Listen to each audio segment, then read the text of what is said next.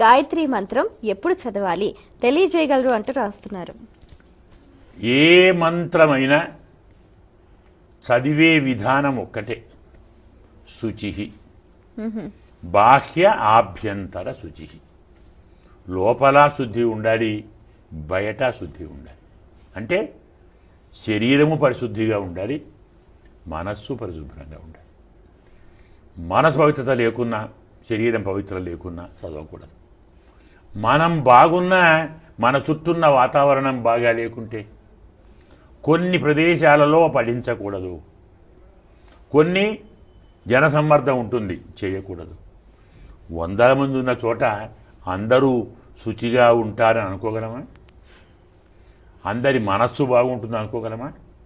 కాబట్టి జనసమ్మర్దం ఉన్న చోట, ఉత్సవాదులలో ఇలాంటి చోట చేయకూడదు. న్యాయంగా నదీ తీరంలో, పుణ్యతీర్థంలో, పుణ్యక్షేత్రంలో, దేవాలయంలో, మన ఇంట్లో, మన పూజా మందిరంలో అది స్నానం చేసి శుచిగా ఉండి స్వామి దగ్గర కూర్చొని దీపారాధన చేసి ఏ మంత్రం జపం చెయ్యాలన్నా ఇంట్లో చేసినప్పుడు దీపారాధన లేకుండా చేయకూడదు. దీపాన్ని వెలిగించి ఆ దీపానికి ఆరాధన చేసి, దీపారాధన కదా, దీపాన్ని ఆరాధించి, దీపం జ్యోతి పరం బ్రహ్మ దీపే సర్వం ప్రతిష్ఠితం అంటాం కదా.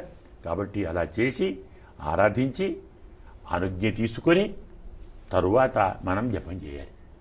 అంతేకాని నేను బస్సులో చదువుకుంటాను, రైల్లో చదువుకుంటాను, లేదా ఆఫీసులో చదువుకుంటాను, వాతావరణం అంటే చుట్టుపక్కల ఉన్నటువంటి వాతావరణం పవిత్రంగా లేని సమయంలో, మన మనస్సు కోపంలో, దుఃఖంలో, బాధలో ఉన్న సమయంలో వాటిని మనం చేయకూడదు. అలా చేస్తే మంత్రం యొక్క శక్తి తగ్గుతుంది. దానివల్ల మనకు ఉపకారం బదులు అపకారం కలిగే అవకాశం ఉంటుంది. కాబట్టి మంత్రాన్ని ఏ ఏ సమయాల్లో జపించాలని ఉందో, ముఖ్యంగా మంత్రాన్ని జపించేటప్పుడు కడుపు ఖాళీగా ఉండాలి.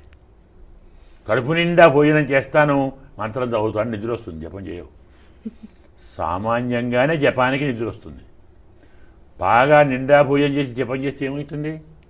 కడుపు ఖాళీగా ఉండాలి, మనసు ప్రసన్నంగా ఉండాలి, బుద్ధి పవిత్రంగా ఉండాలి, చుట్టూ వాతావరణం ప్రశాంతంగా ఉండాలి, ప్రశాంతమైన వ్యక్తుల సమక్షం అవసరమైతే ఉండాలి.